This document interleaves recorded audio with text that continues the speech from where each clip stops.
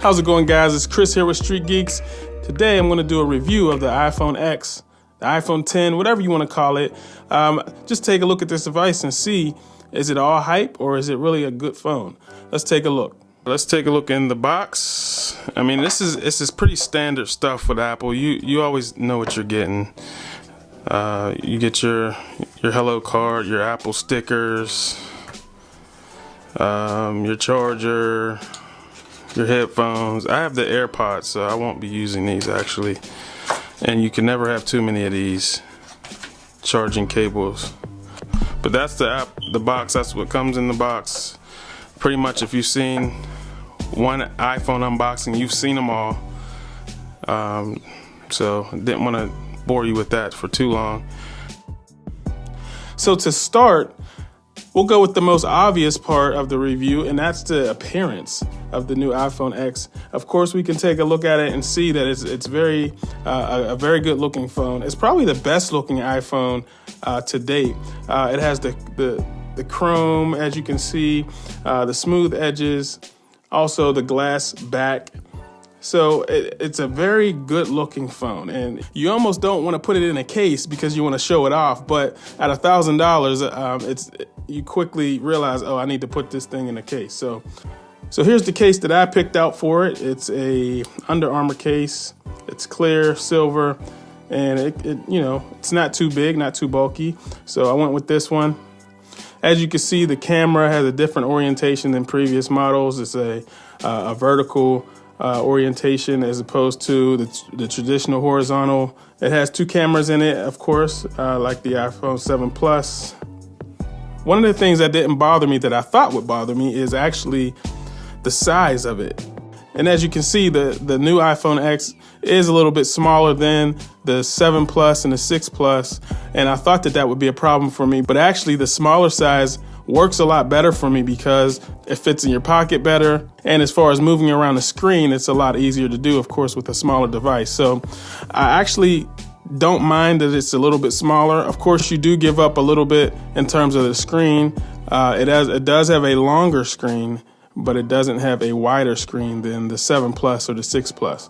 And taking a look at the screen, this is what is known as Apple's Super Retina display. It's all screen, which is like their new punchline for their display. It's a 5.8-inch OLED multi-touch display. You get 2436 by 1125 resolution, and that's with 458 pixels per inch. They also have added what's known as True Tone display. Supposedly, the way it works is whenever you're in different lighting environments, the screen will adjust so that the colors are more realistic and more vibrant and things like that. One of the things that I do really like about this device is the display, and it really will give you some bright colors, some vibrant, deep dark blacks. That's a noticeable difference from the 7 Plus and the older devices that I really do like. They did a great job with this display. Another thing that's been a big subject of talk and discussion about the iPhone X is the notch at the top of the screen. And of course, that's where you house the cameras and the sensors and things like that. So it kind of has to be there, but it hasn't bothered me too much. I do like to be able to see the battery percentage and my Bluetooth. If I'm using a Bluetooth headset, sometimes it'll have a battery indicator there. I do like to see that stuff there without needing to do anything extra. With this iPhone X, you do have to swipe down to see that information. So just an extra step there. Other than that, the notch doesn't really bother me. For instance, if I'm watching a video or something like that, you can choose to adjust the size so that the notch is not in the picture, or you can go ahead and make it completely full screen, and the notch will chip away at part of the display. Another new feature on the iPhone X is the Face ID feature. I found this to be really reliable and fast. So Face ID works pretty well. I did notice that it works well in low light situations, even in a pitch black room. That's because of the infrared sensor, and it's still able to scan your face.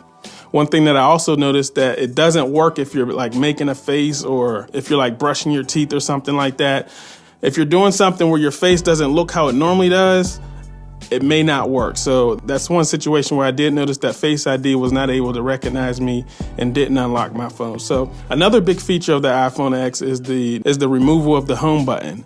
And I thought that this would be something that would take me a while to get adjusted to. However, it actually was a pretty quick adjustment for me, and it actually feels a little bit weird now using a home button on my 7 Plus. When you swipe up to go to the home screen, it may even be quicker than using the home button. The one gesture that I didn't really like too much is the multitasking when you want to close multiple apps at a time.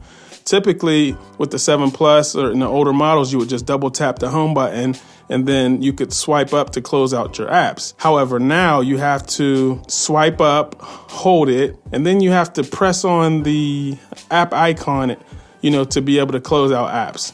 So it's a little bit more of a slower process, and anything that slows me down, I don't like. So that's a thumbs down for me.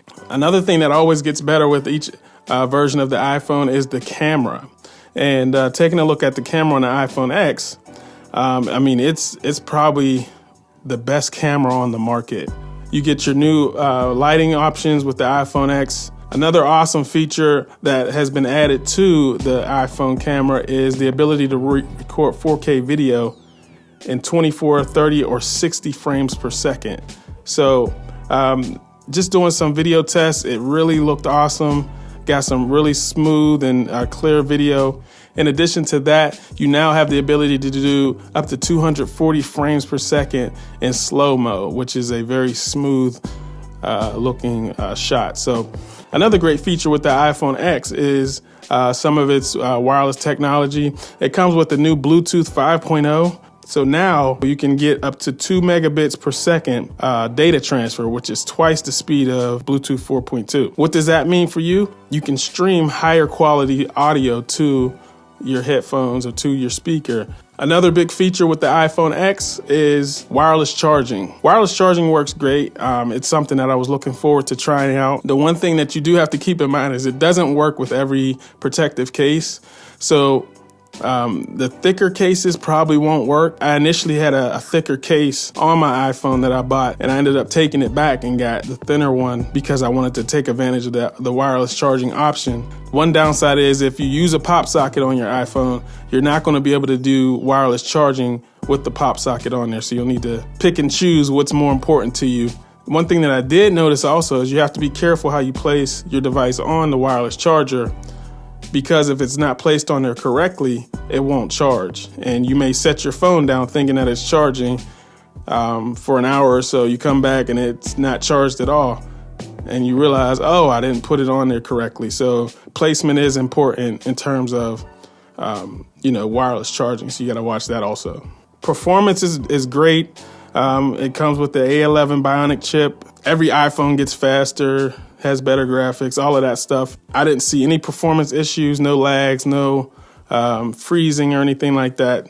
So that's it. That's my review of the iPhone X, the iPhone 10, whatever you want to call it. Let me know in the comment section what you think about the iPhone. Do you have one? Do you plan on getting one? If not, what phone do you think is your best option? Check out my other videos and please subscribe, like, and share the videos. I appreciate you guys. Thanks for checking in. I'll check with you guys next time. Later.